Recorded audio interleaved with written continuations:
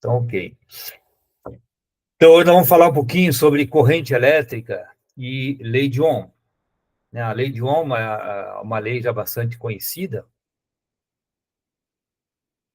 só que nós vamos fazer uma abordagem, vamos falar um pouco da lei de Ohm, do aspecto microscópico. Então, só para trazer aqui o que nós já estudamos em eletrostática, né, que são as cargas em repouso em relação a um referencial, nós estudamos desde carga elétrica até o potencial elétrico. E agora nós vamos entrar num tema, né, uma abordagem que está do contexto da eletrodinâmica, que é cargas elétricas em movimento. E aí é o contexto da corrente elétrica. Então, essa abordagem que vamos aqui fazer, né, a respeito de corrente, nós vamos tratar do movimento ordenado de portadores de carga. Então, nós vamos considerar aqui um fio, um condutor, e essas partículas, os elétrons, né, os portadores de cargas, estão em constante movimento, mas esse movimento devido à agitação térmica.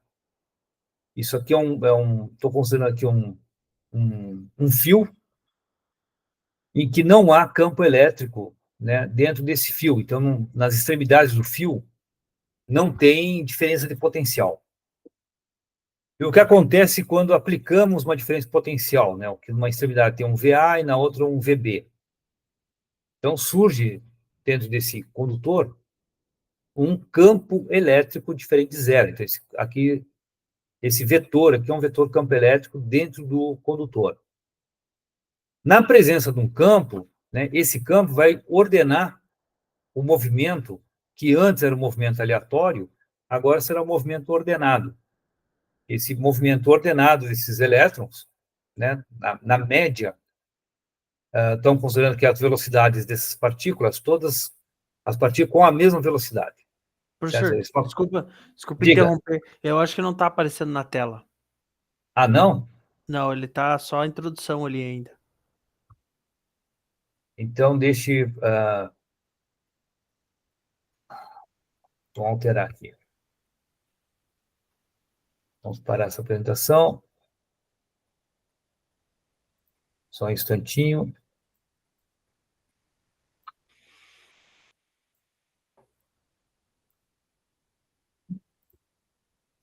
Parou aqui.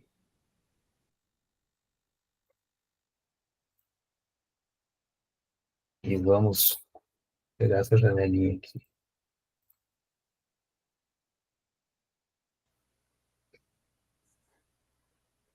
E agora vai. Vamos ver se altera aqui.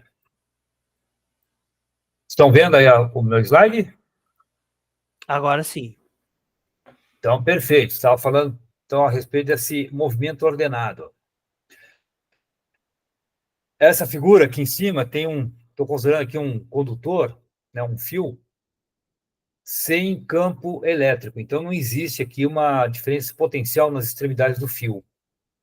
Então, os elétrons livres, né, os portadores de carga nesse condutor, eles se movem, mas de forma aleatória. Não existe um movimento ordenado. Então, esse movimento aleatório é consequência de agitação térmica. Então, tem apenas uma energia térmica, né, no condutor, e esse movimento é um movimento aleatório. Quando se aplica uma diferença potencial nas extremidades, né, que tem um VA e um VB, então tem uma diferença de potencial ΔV, né, VB menos VA. Então surge aqui dentro um campo elétrico. E esse campo vai fazer com que os portadores de carga se movam de forma ordenada. Né, com uma velocidade, cada um tem uma velocidade aqui, estou considerando todas as velocidades iguais. Né, todos os portadores com a mesma velocidade v. Então, aqui nessa figura, a gente tem um movimento ordenado desses portadores de carga, né, dos elétrons, se for um portador de carga negativo, que aqui eu estou considerando carga negativa, então são elétrons que se movem de forma ordenada. Isso caracteriza uma corrente elétrica, que é um fluxo de cargas através de uma área de seção transversal desse fio, no intervalo de tempo. Então, a gente considera aqui uma área, isso aqui é uma superfície matemática, ou em que os portadores de carga vão cruzar essa área num determinado tempo. Então, o fluxo dessas cargas, né? Fluxo de quê? Dessas cargas dos elétrons, através dessa área, num determinado tempo, isso é definido como corrente elétrica. A carga elétrica tem uma unidade que é Coulomb, e o tempo em segundo. Então, Coulomb por segundo vai nos dar a unidade de corrente, que é ampere. Portanto, 1 ampere é 1 Coulomb por 1 segundo. Tá, ok? Então, isso é a corrente elétrica, a carga, que vamos simbolizar aqui pelos dQ, e o dt, que é o tempo. Cabe aqui a gente ressaltar que a corrente elétrica I é uma grandeza escalar, certo? Não é uma grandeza vetorial. Corrente elétrica que flui, conforme a nossa definição, esse I é uma grandeza escalar. Só nós estamos associando essa grandeza escalar com velocidade. E velocidade é uma grandeza vetorial. Então, nós vamos buscar aqui uma relação de corrente com as velocidades, né, com esse caráter vetorial, né, a velocidade de cada portador de carga. Então, para isso, nós vamos definir aqui uma densidade de portadores de carga, que vai ser o número de portadores, número de partículas, esse N, maiúsculo aqui, o Nzão, dividido pelo volume. Isso nós vamos definir como densidade de partículas, certo? Quantas partículas tem num determinado volume? É esse Nzinho. Então, a razão partícula por volume corresponde a uma densidade de partículas. E vamos considerar que todos os portadores de carga têm a mesma velocidade de arraste, esse V.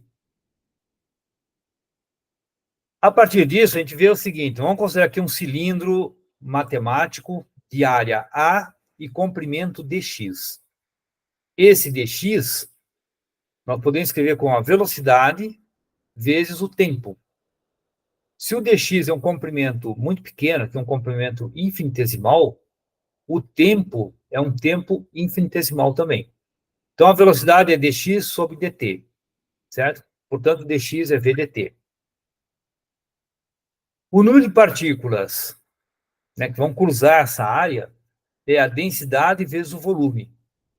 O volume é a área vezes esse comprimento. Então, a área A vezes o comprimento dx. Isso dá o volume desse cilindro, né, matemático com uma seção transversal igual a A. Então, a nossa expressão, nosso número de partículas que cruza esse volume é Nzinho AV dt.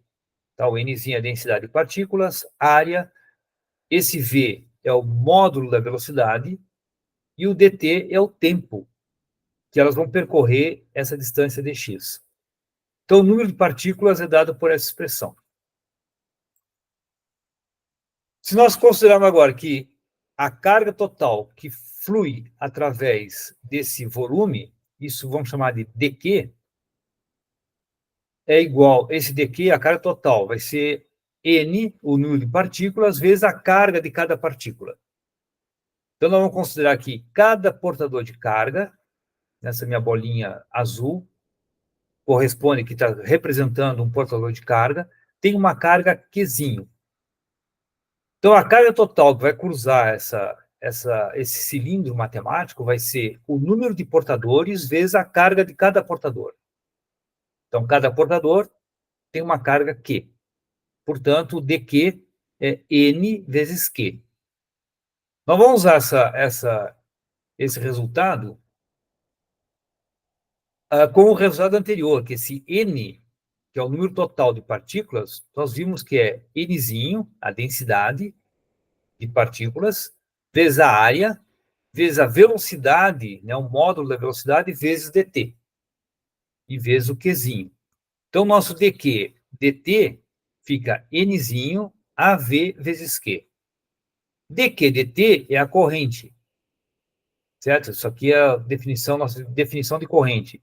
Então, a corrente elétrica I fica NAVQ, que é a densidade de portadores de carga, vezes a área de seção transversal, vezes o módulo da velocidade de cada partícula, vezes a carga de cada portador de carga.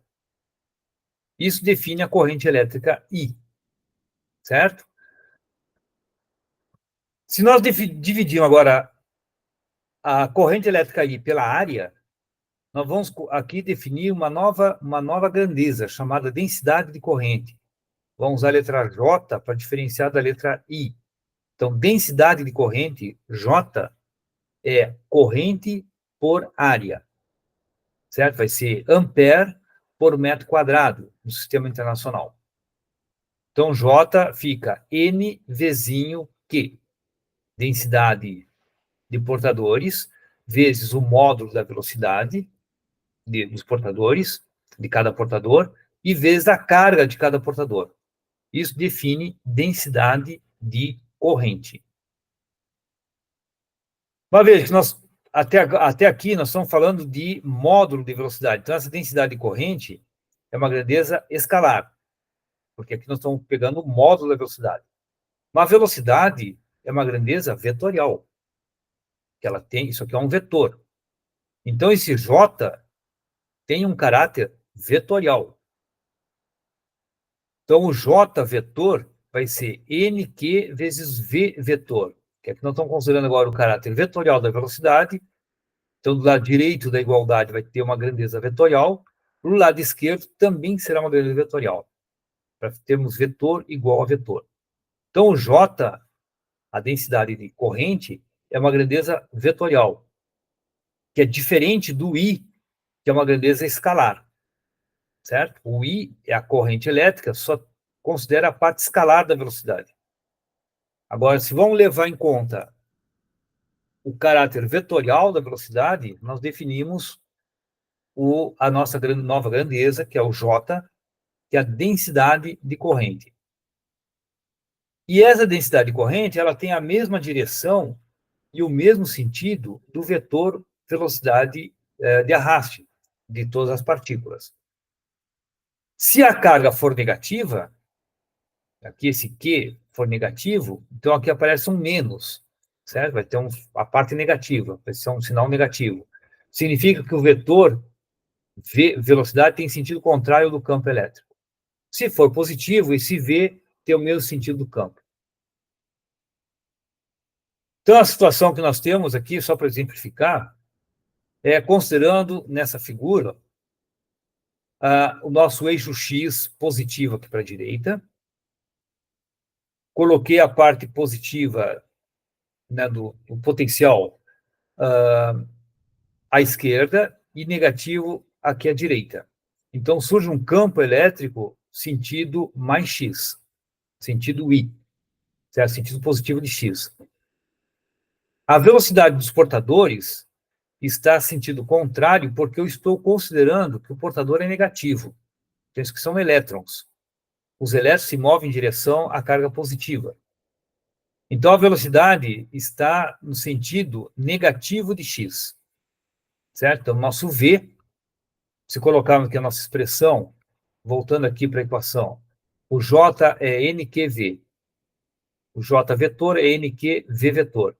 O V, esse Vzinho, vai ser menos Vxi, está no sentido menos I. Isso é a velocidade. A carga é negativa, então fica menos Q.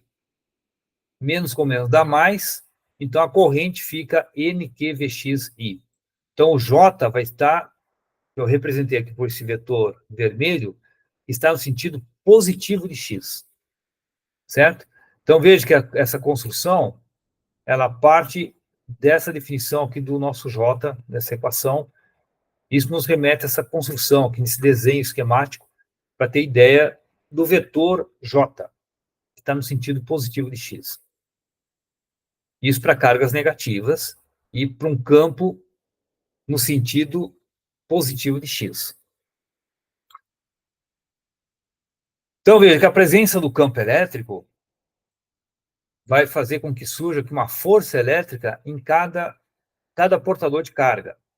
A força é o módulo da carga vezes campo, o campo elétrico. Então, a força elétrica, se aplicar aqui, segundo a lei de Newton, a aceleração fica força por massa, a massa de cada portador. A força é o módulo da carga vezes campo. Então, a aceleração adquirida por cada portador de carga é dada por essa expressão, vai ser o módulo da carga vezes o campo sobre massa. Veja que eu deixei aqui o caráter vetorial do campo e o caráter vetorial da aceleração, certo? Então, aqui o vetor é igual a um vetor. Aqui é módulo da carga, que é um escalar, sobre massa, que é um escalar. Escalar vezes um vetor dá um vetor. Tá ok? Então, aqui estão aplicando, segundo a lei de Newton, estão considerando, então, esses elétrons como um ente clássico, que obedece segundo a lei de Newton. E aí nós vamos considerar que os elétrons livres se movem dentro desse condutor, e o condutor tem íons fixos. Então, essas bolinhas azuis aqui representam os íons da rede cristalina do metal do qual o fio é composto. E esse pontinho preto representa o nosso elétron livre se movendo através dessa rede cristalina. Então, esse é o modelo microscópico para a corrente elétrica. Tá? Isso também é conhecido como modelo de Drude, que considera, então, os elétrons livres do metal se movendo através dessa rede fixa, que é a rede cristalina, da estrutura cristalina do próprio metal. E aí vamos considerar que não tem apenas um elétron livre, existe um conjunto, né? Tem vários elétrons livres. Então, a velocidade não vai ser de uma partícula, vai ser de um conjunto de partículas, uma velocidade do coletivo. E essa velocidade, vamos considerar como velocidade média de todos os elétrons livres se movendo através dessa rede cristalina. A velocidade média vai ser igual a aceleração vezes um tempo. E o tempo, nós vamos considerar que era esse tal sobre 2. E esse tal, essa letrinha tal aqui, representa o tempo médio entre duas colisões consecutivas do elétron livre com os íons da rede. Então, tal sobre 2 vezes aceleração vai ser a velocidade média dos elétrons livres através da rede cristalina do metal. Certo? Então, nós podemos ver que a velocidade média é a distância por tempo. Chamei aqui ΔX por ΔT. A aceleração vai ser a velocidade média por tempo. Então, podemos escrever que a velocidade média é a aceleração vezes tempo. E esse ΔT é tal sobre 2. Então, a aceleração fica, a velocidade média fica a aceleração tal sobre 2. Tá? Eu estou usando aqui esse brackets, tá? Esse símbolo de menor e maior, para representar a velocidade média da velocidade.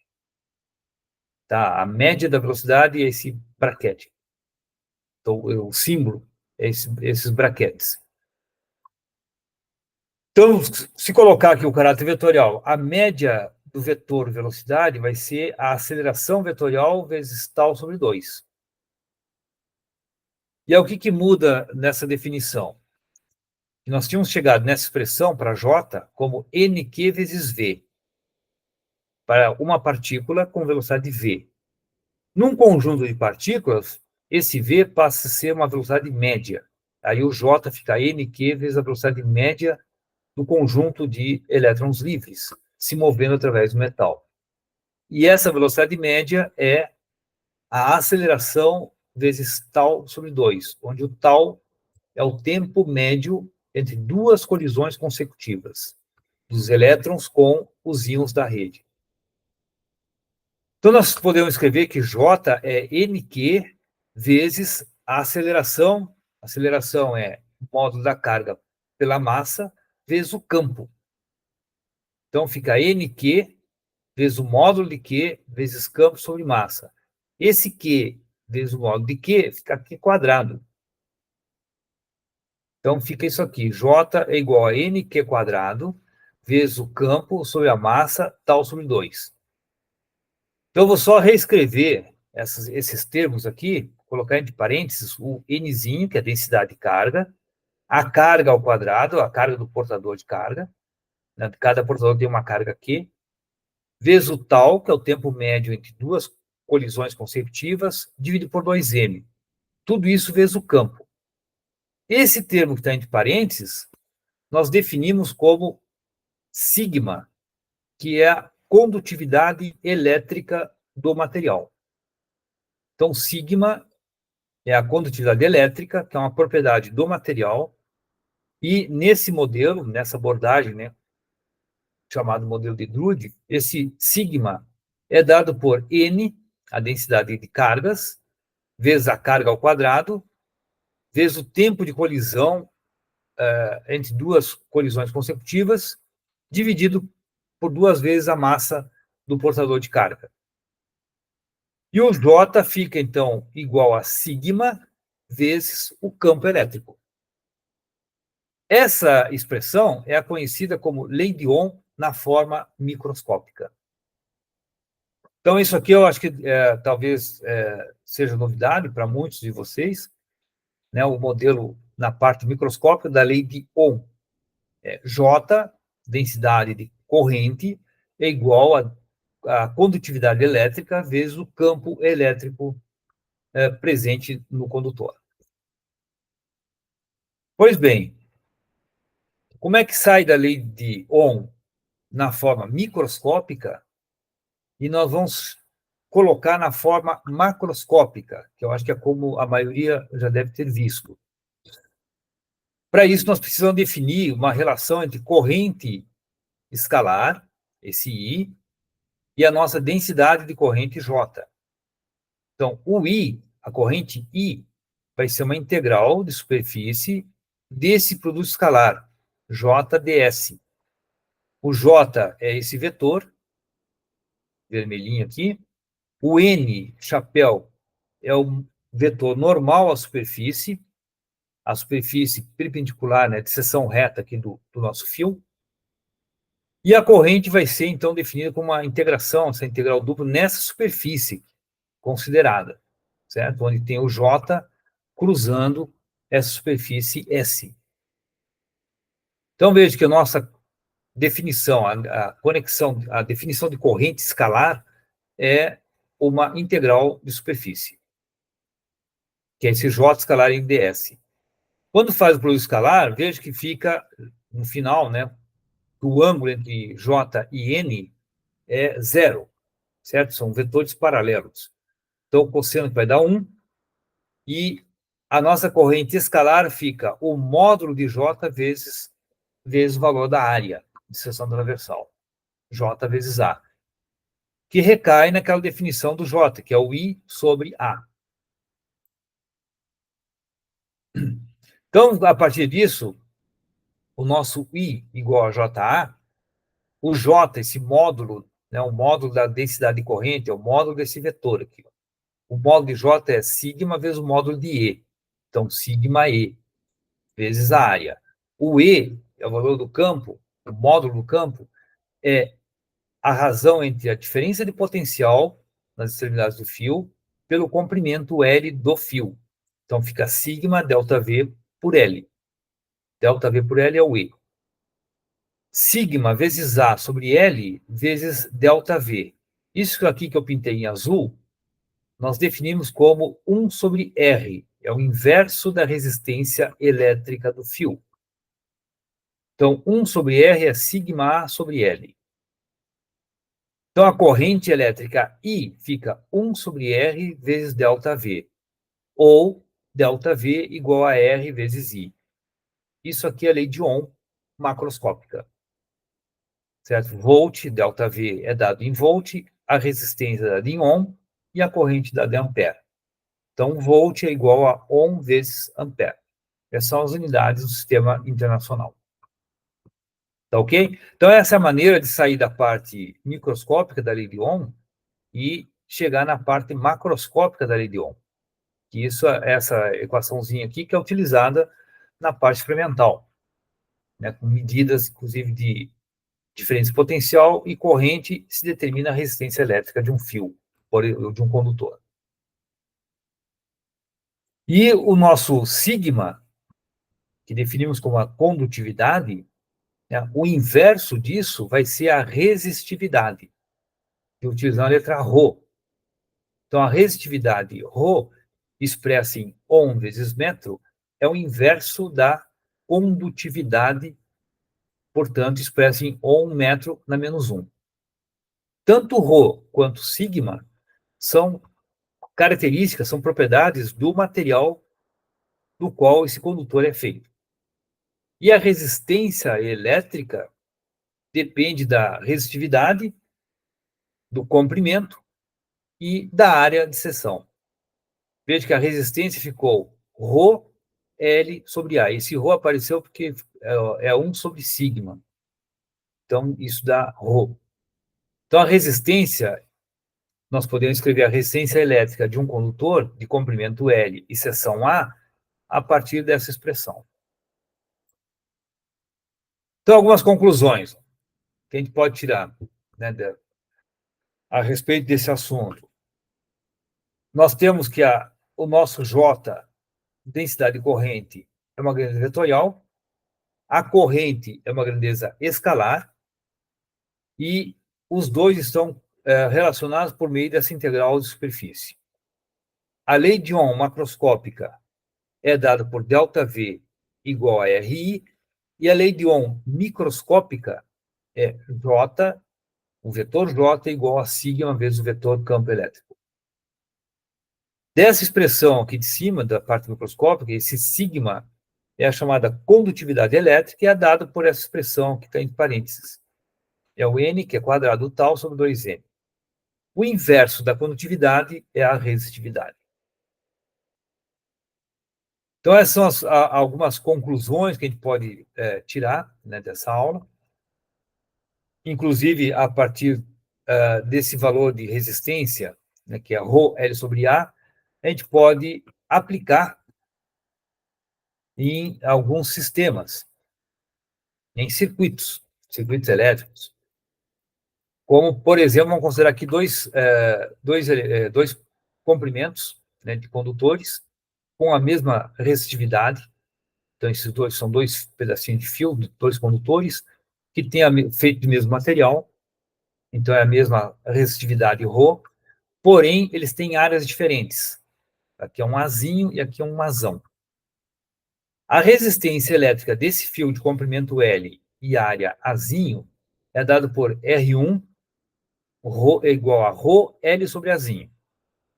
A resistência elétrica desse fio com área maior, então esse aqui tem um diâmetro maior, vai ser ρ L sobre o Azão. Então, veja que a diferença entre as resistências elétricas se dá por meio das áreas serem diferentes. Eles têm o mesmo comprimento e feitos do mesmo material, então o mesmo ρ, mas áreas diferentes. Então, as resistências elétricas são diferentes. Então, associar esses dois elementos, esses dois condutores, vão colocar eles unidos dessa forma aqui. Então, estamos ligando as duas resistências em série. Então, esse fio será representado por uma resistência R1, isso aqui é o símbolo de resistência elétrica, essa gaitinha, e esse segundo fio, uma resistência elétrica R2, essa outra gaitinha. Então, esse circuito aqui que eu pintei em amarelo representa esses dois condutores com esses comprimentos, dois condutores de mesmo material, mas áreas diferentes. Então, são duas resistências ligadas em série. O que nós vamos determinar? A resistência equivalente desse circuito, né, desses dois condutores ligados em série. Então, é pegar a resistência equivalente dessas duas resistências ligadas dessa forma. Veja que os terminais A e B são as extremidades dos condutores que eu vou ligar na bateria, para circular uma corrente nesse circuito, que é composto, então, esses dois fios ligados dessa forma, ligados em série. Então, a resistência equivalente, para poder determinar a resistência equivalente, nós vamos usar propriedades desse tipo de ligação. Aqui a propriedade é que a diferença potencial desse primeiro condutor mais a diferença potencial do segundo é igual à diferença potencial da extremidade, que é a diferença potencial total. Isso aqui é uma propriedade, vamos chamar isso aqui de V1, no condutor 1, na resistência 1. No condutor 2, de resistência R2, vai ter uma diferença potencial V2, de forma que V1 mais V2 é igual a V, que é o V total, aplicado nas extremidades dos dois fios. Né? Desde o início aqui, desse primeiro condutor, até o final do segundo condutor. Isso é diferença potencial delta V. A outra propriedade desse tipo de ligação é que a corrente elétrica que passa por um condutor vai ser igual à corrente que passa no segundo. Eles terão a mesma corrente. Então, esse quadrinho aqui, circulado em vermelho, são as propriedades ou características desse tipo de ligação de resistências, né, ligadas em série. Eles têm a mesma corrente e a tensão total é a soma das tensões. Então, aplicar essas duas relações nesses condutores para determinar a expressão da resistência equivalente. Veja que se chamar isso aqui de extremidade A, como eu fiz aqui, o ponto A e ponto B, no circuito. R1 está ligado no A, aqui no centro, podemos chamar de um ponto C, e o R2 ligado em C e B. Então, eles estão ligados em série. Entre os pontos A e B, estão a diferença de potencial ΔV. Então, V, esse ΔV é o VAB, é igual à soma das tensões, V1 mais V2. O V1, sendo um resistor ôhmico, obedece à lei de Ohm, macroscópica, é a resistência vezes a corrente do condutor 1. E no V2, aquela de potencial aqui vai ser R2 vezes I2. É a resistência vezes a corrente. A corrente I1 e a do 2 são iguais. Então, esse I1 é I e o I2 é I. No resistor equivalente, vai passar a corrente I, que vai ser a mesma. Então, simplifica e tiramos essa expressão para a resistência equivalente desses dois condutores ligados em série. Sendo que o R1 é ρL sobre Azinho, o R2 é ρL sobre o Azão. Fatora vai ter essa expressão para resistência equivalente. Tá ok? Então, nós temos que a resistência equivalente desses dois condutores ligados em série é dada por essa expressão aqui. Depende das áreas de seção transversal de cada condutor. Agora, se ligarmos os dois em paralelo, é ligado dessa forma aqui. Veja que é o mesmo comprimento, o mesmo material, só que estou ligando eles em paralelo. Então, é como se grudasse as arestas, né, desses dois cilindros. Vão ligar pela borda. Numa representação de circuitos, nós vamos fazer o R1, é a resistência do primeiro resistor, do primeiro fio, e R2, a resistência do segundo fio. Uma ligação desse tipo, a gente representa dessa forma aqui, ó. Os dois resistores ligados nos mesmos pontos A e B da bateria. É a mesma diferença potencial aqui, ó. Diferença potencial A. Entre os pontos A e B tem uma diferença potencial. E os dois fios, os dois condutores, estão ligados com as extremidades nos mesmos pontos A e B. Certo? Então, uma representação usando os símbolos de circuitos, nós vamos fazer essa representação aqui, ó, R1 e R2 ligados em paralelo, e queremos saber a resistência equivalente desses dois ligados dessa forma. O que nós vamos fazer? Vamos usar propriedades desse tipo de ligação. Agora, quando ligados em paralelo, a tensão é a mesma. Tanto o R1 quanto o R2 estarão na mesma queda de tensão, porque estão ligados nos mesmos pontos. E a corrente que passa no resistor 1 será diferente do resistor 2, mas a soma das duas correntes é igual à corrente total. Então, veja que nesse ponto A, aqui a corrente que chega no ponto A, ela é dividida em duas partes, que eu chamei de I2, que passa na resistência 2, e o I1, que passa na resistência 1. Então, essas são as características da ligação em paralelo. A tensão é a mesma em todos os resistores, e a corrente total é a soma das correntes de cada resistor.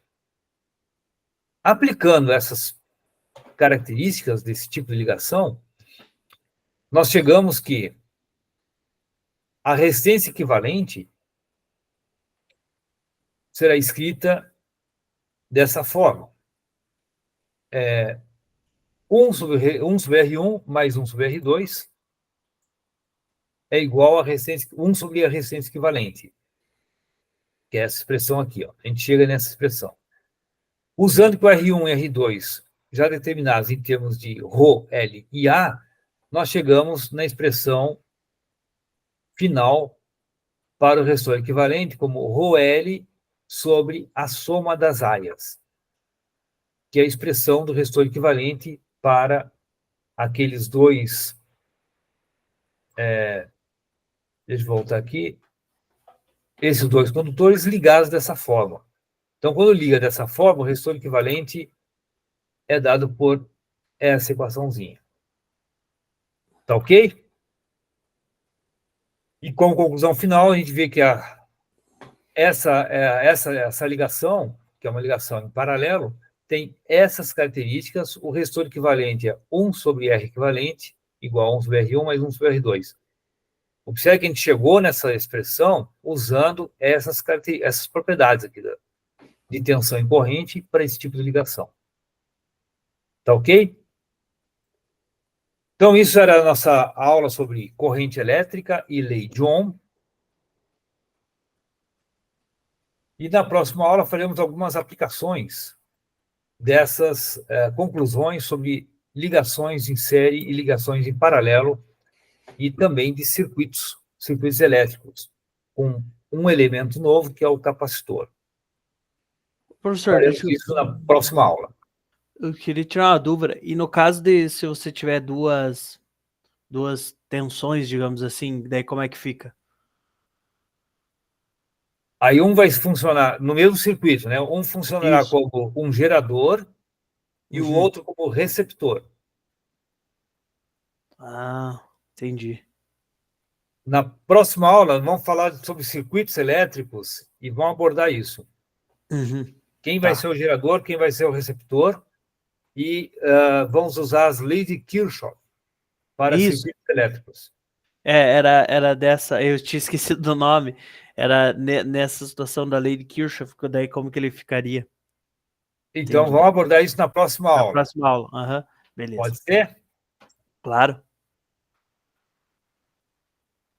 E dessa aqui ficou alguma dúvida que queira Não, retirar? até aí tudo certo. Tudo certo? Então, Não sei legal. se Deixa eu só parar de gravar aqui.